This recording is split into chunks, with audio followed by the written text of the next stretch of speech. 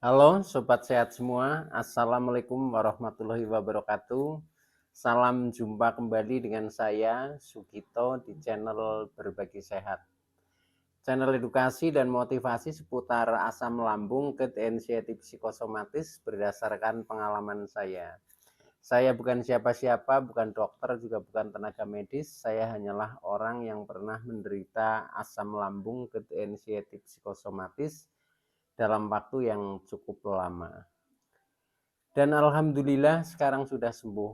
Harapan saya khususnya kepada teman-teman yang masih dalam penderitaan asam lambung, GERD, anxiety psikosomatis, setelah menonton video ini akan dapat tersugesti dan termotivasi untuk dapat cepat sembuh. Saya bisa sembuh, insya Allah teman-teman pasti juga bisa sembuh. Badai pasti berlalu. Baiklah teman-teman, pada kesempatan kali ini saya akan berbagi seputar asam lambung, GERD, anxiety psikosomatis dengan topik pengalamanku saat takut penyakit berat dan takut M. Baiklah teman-teman, sebelum saya lanjutkan ya, tolong yang belum subscribe channel ini, klik subscribe dan loncengnya supaya teman-teman tidak ketinggalan konten video-video berikutnya.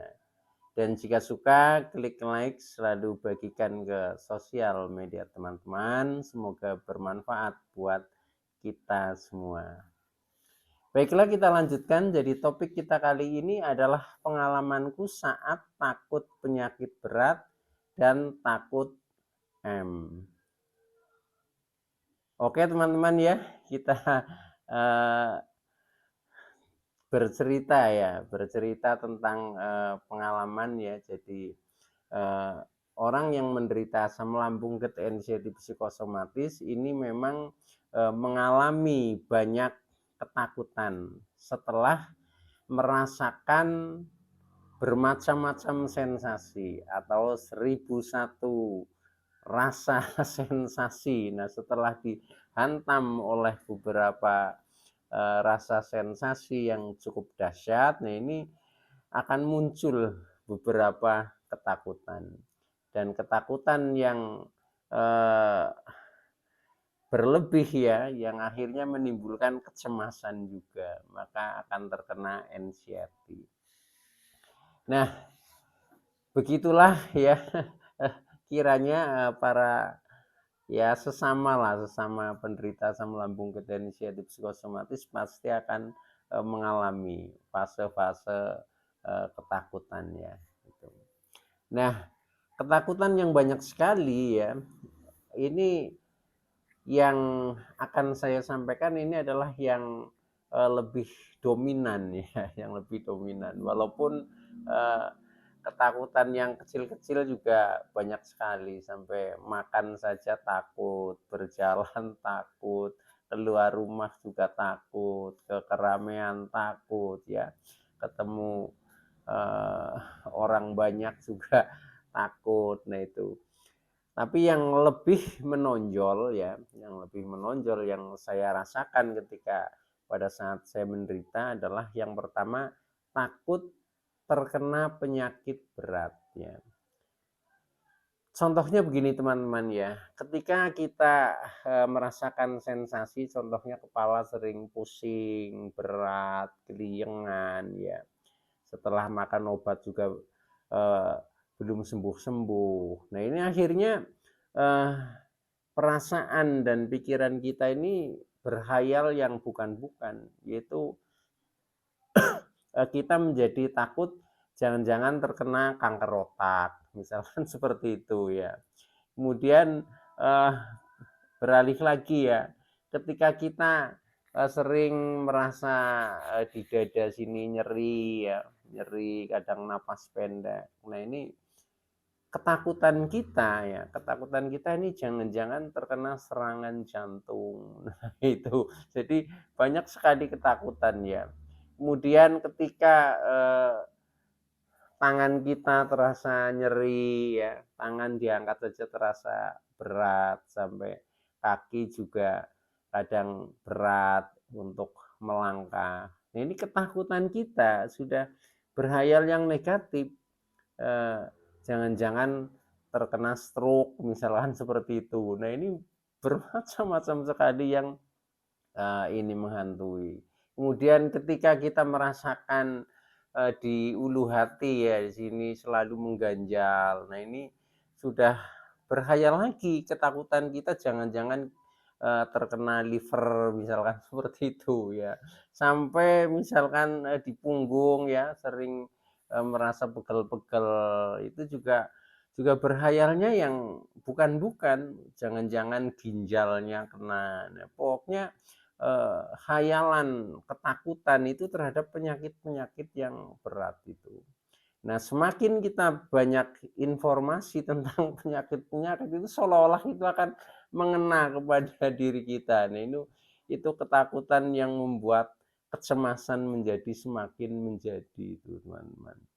Nah, yang terpenting adalah bagaimana solusinya untuk mengatasi hal itu. Maka saya sharing kepada teman-teman, semoga teman-teman yang masih dalam penderitaan ini akan cepat-cepat keluar dari penderitaan yang akhirnya menjadi cepat sembuh. Nah, ini solusinya juga ditemukan oleh diri kita sendiri. Ketika diri kita belum punya mindset untuk melawan ketakutan itu, nah selama itu kita masih muter-muter ya, muter-muter dalam artian pikiran ini selalu terilusi dan terhalusinasi yang akhirnya menjadi semakin cemas.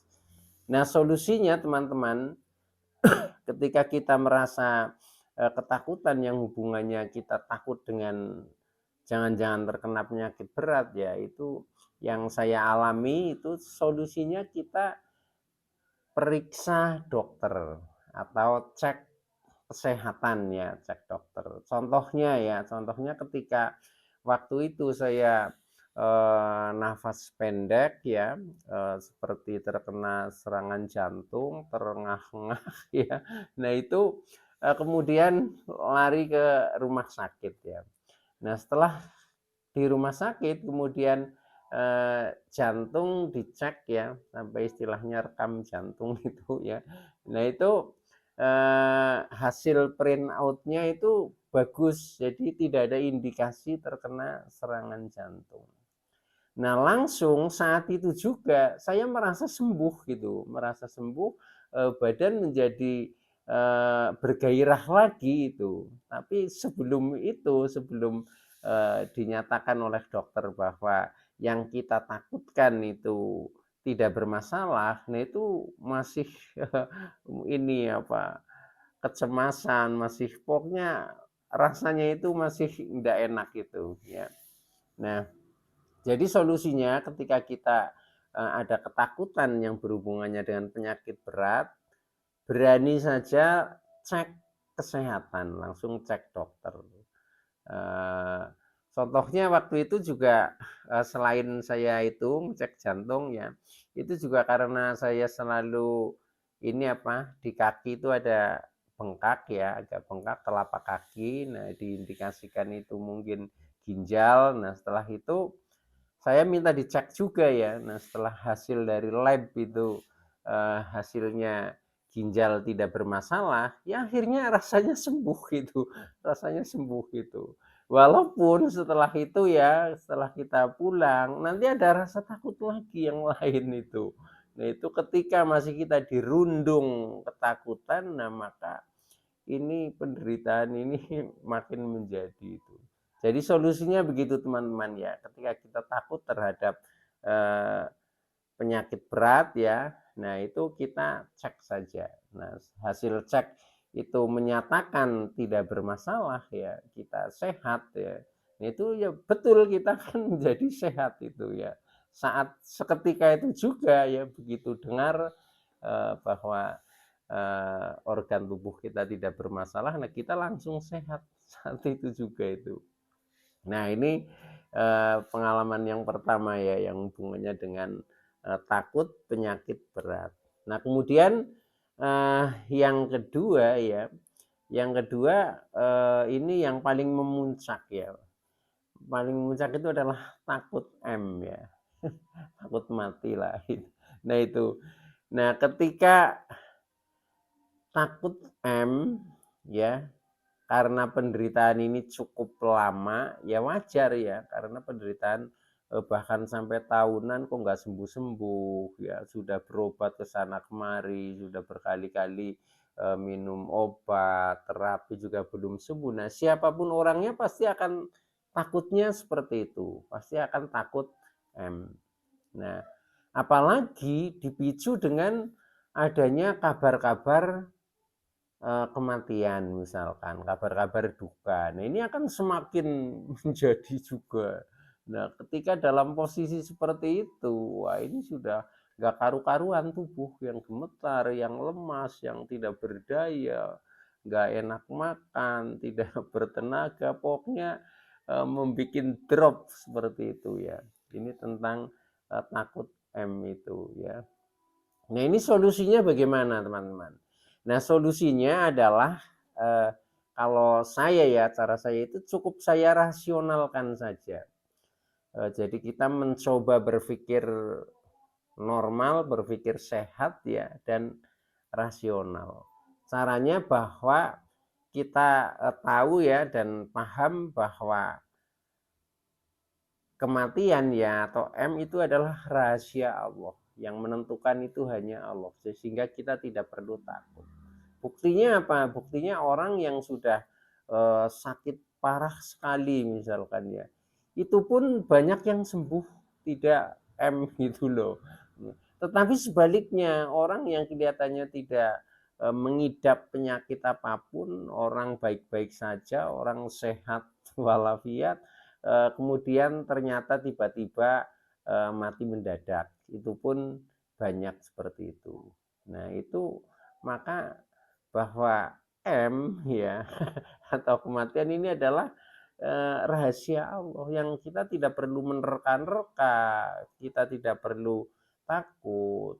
Dan yang terpenting kita memohon ya, memohon karena kita sedang dalam penderitaan ya mohon saja kepada Allah supaya diminta supaya kita memohon agar cepat disembuhkan. Itu cukup seperti itu. Nah, dengan seperti itu nanti lama-lama kita tidak akan takut M lagi. Ketika mendengar kabar duka pun juga sudah bisa berpikir rasional. Contoh ketika mendengar kabar duka ya mungkin orang-orang di sekitar kita, ya kita berpikirnya menjadi rasional karena tahu bahwa M itu adalah rahasia Allah ya, maka pikiran kita ini analisa yang rasional. Contohnya wajar dia M karena sakitnya sudah parah, wajar dia M karena usianya sudah lanjut, wajar dia M karena kecelakaan fatal misalkan seperti itu ya. Sehingga lama-lama kita akan menjadi tenang. Nah, ketika kita sudah berkurang, tidak pernah muncul ketakutan atau ketakutan sudah bisa kita atasi, maka kecemasan juga akan berkurang. Ketika kecemasan sudah berkurang, maka asam lambung itu akan normal, tidak akan selalu naik. Ya. Nah, ketika asam lambung normal, maka kita akan sembuh, teman-teman. Itu seperti itu. Walaupun prosesnya ini juga panjang ya, kadang kita mudah untuk mengatakan, tapi untuk mempraktekkan itu memang sangat berat ya, maka harus kita latih sedikit demi sedikit yang akhirnya menjadi terbiasa. Nah, akhirnya menjadi mindset pikiran kita itu berubah, tidak akan takut lagi seperti itu. Oke teman-teman ya, jadi intinya itu dulu yang bisa saya sampaikan. Kurang lebihnya mohon maaf kepada teman-teman yang masih dalam penderitaan, semoga cepat sembuh. Terima kasih atas like, subscribe, serta komennya. Saya Sugito dari channel Berbagi Sehat. Saya bisa sembuh, insya Allah teman-teman pasti juga bisa sembuh. Badai pasti berlalu. Oke, terima kasih. Wassalamualaikum warahmatullahi wabarakatuh.